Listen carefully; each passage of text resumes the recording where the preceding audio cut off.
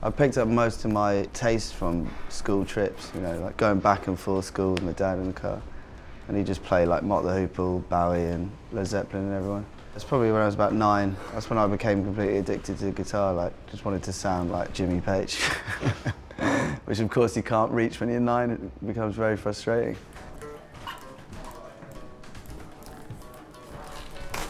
Yeah, mine's pretty much the same. It's like whatever my dad was listening to, mainly.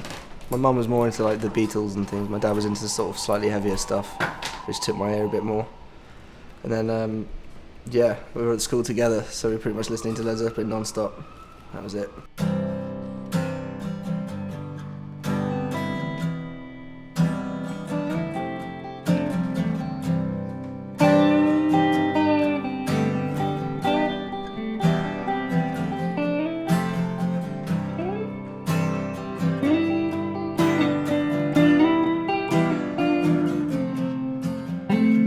Difficult to realise there's nobody tells you how you do it, so it's kind of like you just play and play and play, and then you just start. I started a band when I was like 19. You just sort of fall into it, don't you? Because all your mates go to university or college or whatever you call it over here, and it's like you just don't. I didn't go, so it's like, what am I going to do now?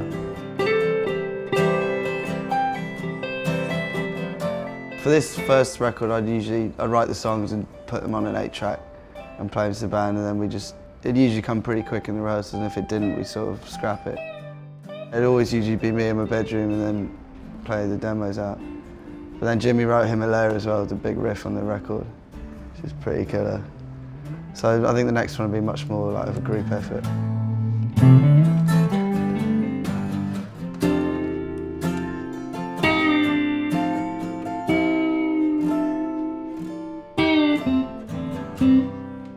The whole record's got, I suppose, got a bit of a nostalgic feel to it.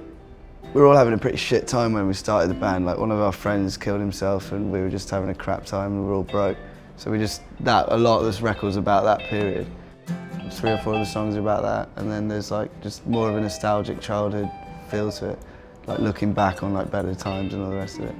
But I mean, the stuff that people pick out is like We Were Children or Night Driving, which is all, it's kind of happy, it's kind of like a bit more reflective. I think the next stuff will be a lot more uplifting lyrically. I mean, I don't think people really notice either. I think a lot of the time, like, especially in the UK, if it's just like kids like bashing about to the songs, they don't often think what they're actually about, but that doesn't bother us at all. I think as long as people have a good time and, you know, they make you feel young and like there's a sense of like freedom to them, then I'm happy with it. So there was a couple of bands that we weren't in together, but anything serious has always been a partnership of doom. Jim used to play a lot of metal, yeah, and I was always playing a lot of blues. So it's kind of like, for that period, we weren't in the same bands, like when we were like 16, 17. But you were pretty much solely playing like really heavy seriously heavy stuff and drop C and just heavy guitar tunings. Yeah. And I was playing fun. Like John Lee Hooker and just really playing Deftones. I just wasn't good enough to do blues. So you move over to metal and try and blag it for a bit.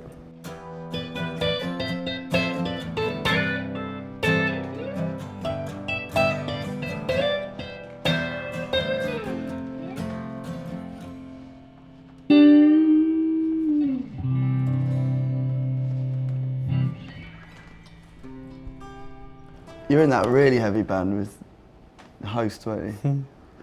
Some pretty Memories. heavy stuff. I don't want to go into it.